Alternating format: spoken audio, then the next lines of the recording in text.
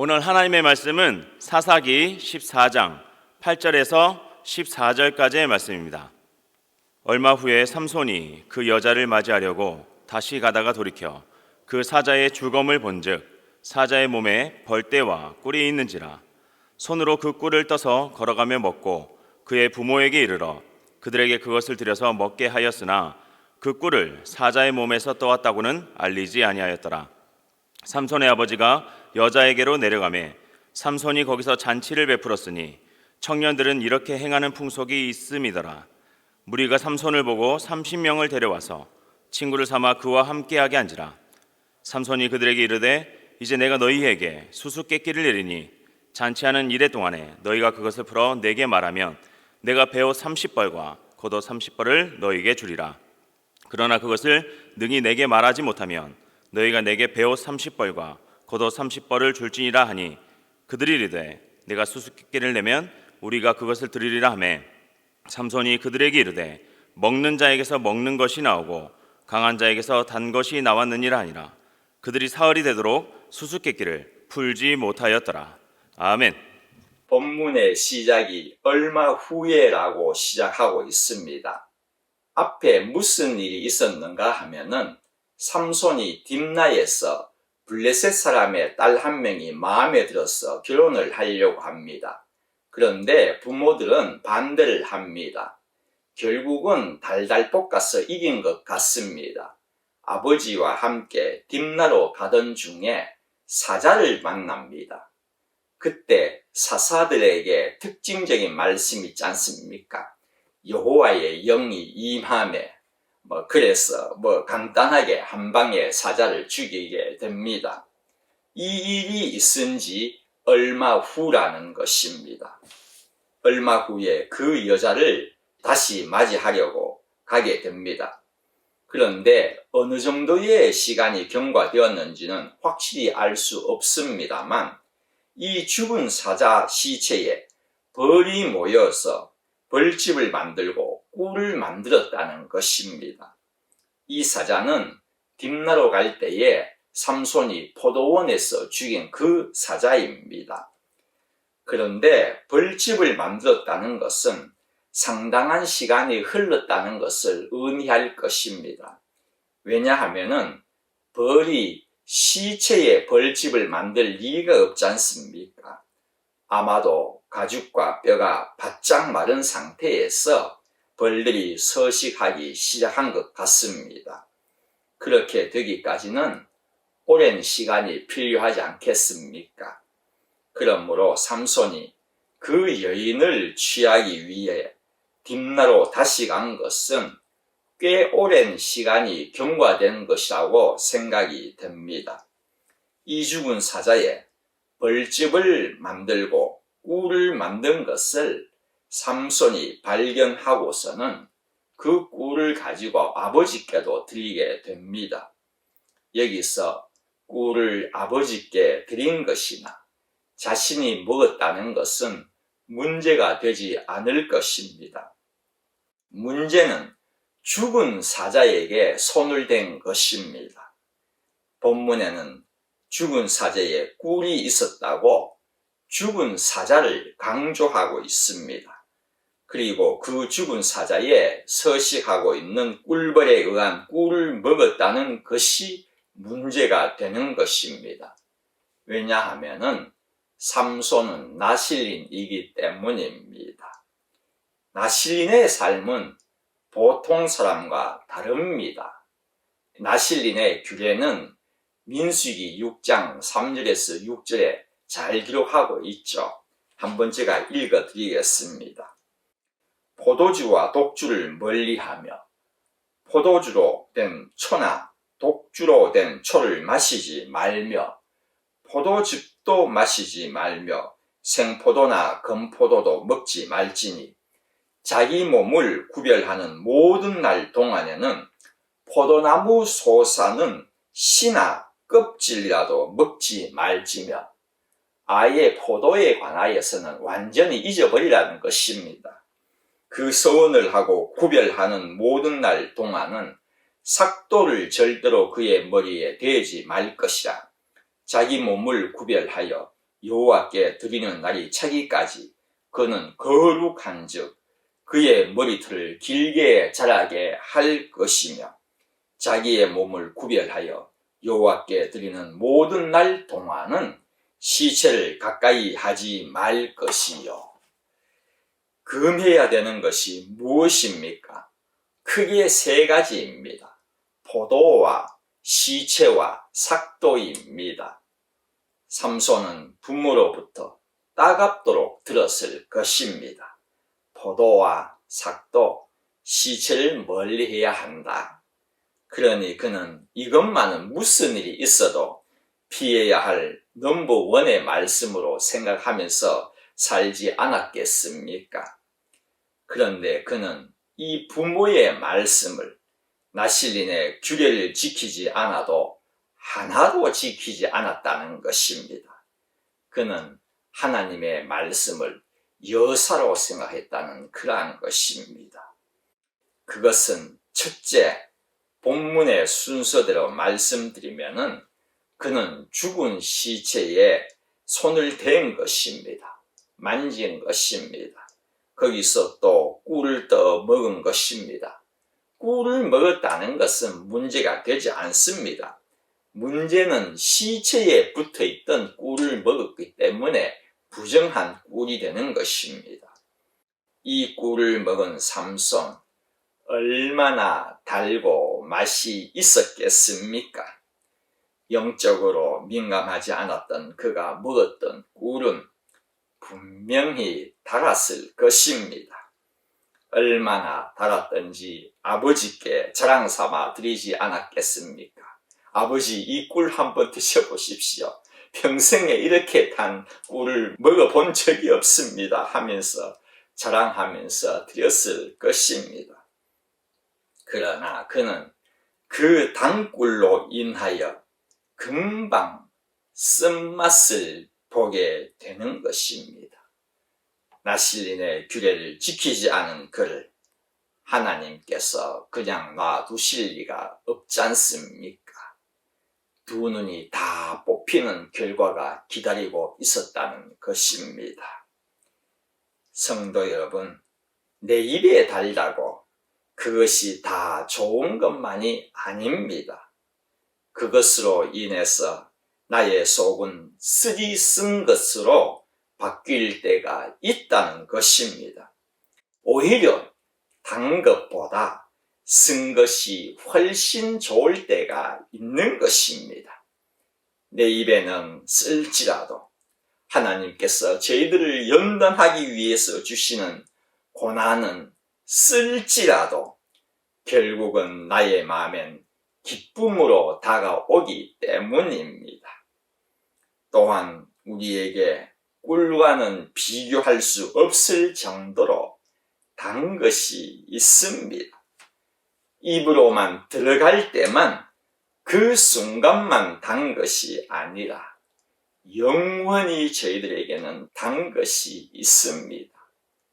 시편 119편의 말씀입니다. 103절의 말씀입니다.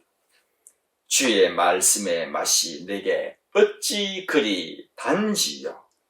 내 입에 꿀보다 더 다니이다. 살아 역사하시는 말씀이기 때문입니다. 내 영혼을 소생시키시는 말씀이기 때문입니다.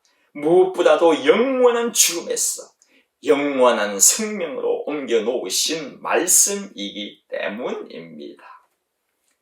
나실린의 규례를 지키지 않은 두 번째의 예는 본문 후반절에 보면은 잔치를 벌리지 않습니까? 결혼 축하연입니다. 7일 동안의 잔치인데 술을 마시지 않았겠습니까? 술판을 벌인 것입니다. 물론 아버지도 같이 갔으니 마시지 않았을 수도 있겠지만 그럴 가능성은 극히 적습니다. 지금까지의 그의 행동을 보면은 대충 짐작이 가지 않습니까? 세 번째의 나실린의 규례를 지키지 않은 것은 더 뒤에 예가 나옵니다마는 자이든 타이든 머리카락이 밀리고 말지 않습니까? 삼손은요, 하나님께서 직접 하지 말라고 하신 말씀 이 세 가지, 술, 삭도, 시체를 어겼다는 것입니다. 삼손에게는 나실린 규례가 그의 삶에는 걸림돌이 되었을지도 모릅니다. 이것만 없었다면 얼마나 편하게 세상을 살아갈 수 있고 더 즐겁게 살아갈 수 있을 것인데 라는 그러한 생각을 가졌을지도 모르겠습니다. 여러분도 율법이 없으면, 말씀이 우리에게 주어지지 않으면 더 재밌고 더 편하고 더 좋을 것 같습니까?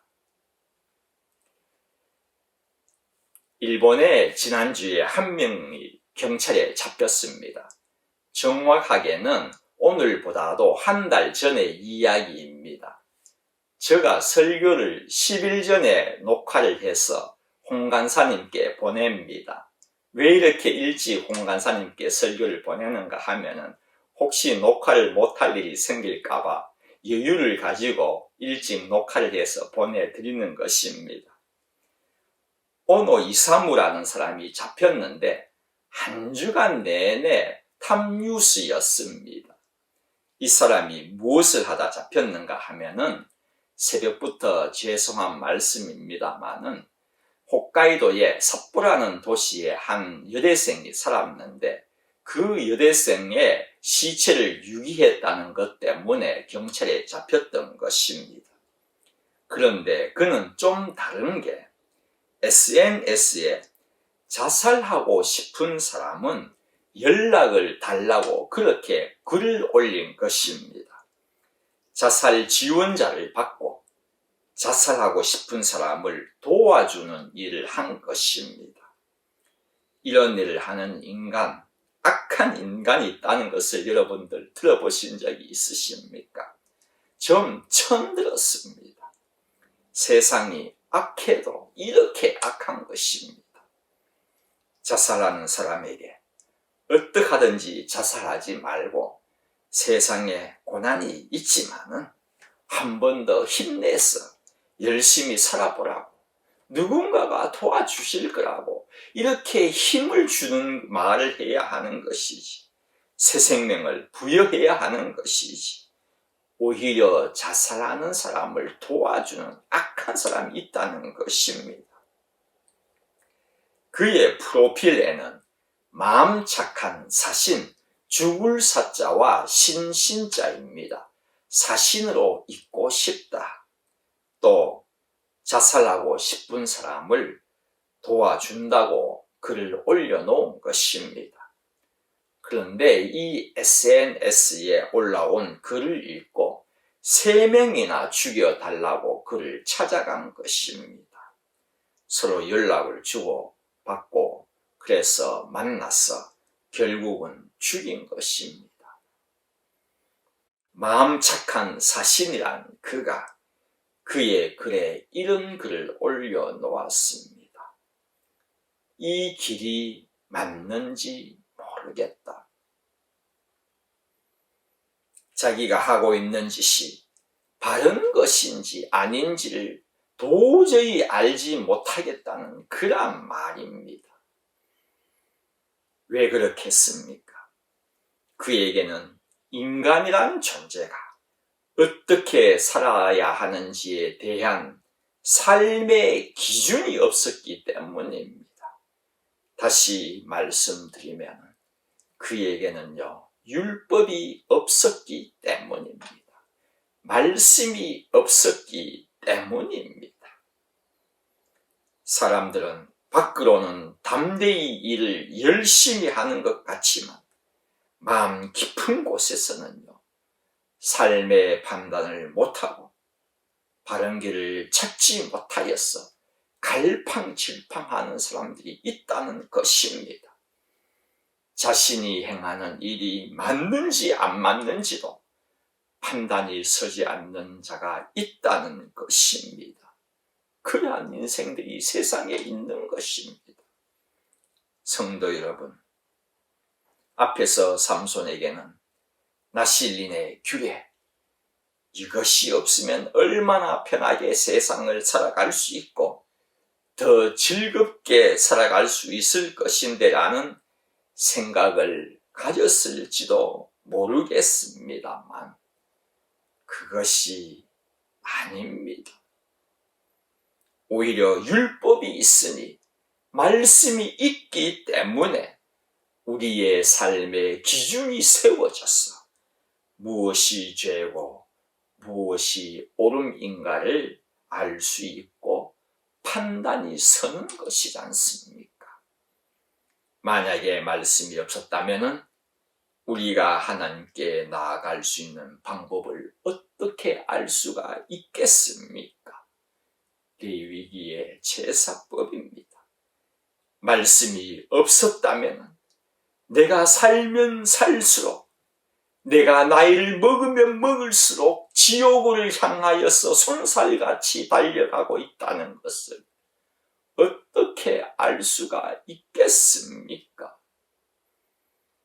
말씀이 없다면 그분 하나님은 우리의 아버지 되심을 어떻게 알 수가 있습니까? 말씀이 없었다면 내가 주님의 보혈로 구원받는다는 이 인생의 최대의 축복, 이 은혜를 어떻게 깨달을 수가 있겠습니까? 우리에게 필요한 것은 하나님의 말씀입니다. 삼손은 후반 마지막 절에 드디어 수수께끼를 냅니다. 14절 말씀입니다. 삼손이 그들에게 이르되 먹는 자에게서 먹는 것이 나오고 강한 자에게서 단 것이 나왔느니라 하니라.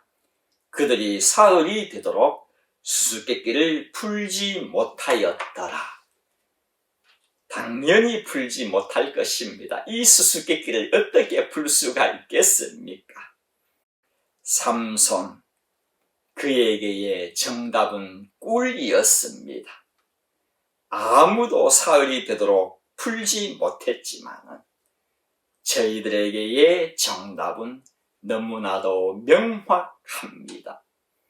꿀보다 더 달고 더 강한 하나님의 말씀, 이 말씀이 있기 때문에 오늘도 저희들은 이곳에서 기도를 드리는 것입니다. 구하라 그리하면 너희에게 주실 것이요, 찾으라 그리하면 찾아낼 것이요. 오늘도 하나님께서 저희들의 기도에 응답하신다는 그 믿음을 가지고 문을 두드리시는 여러분들 되시기를 바랍니다.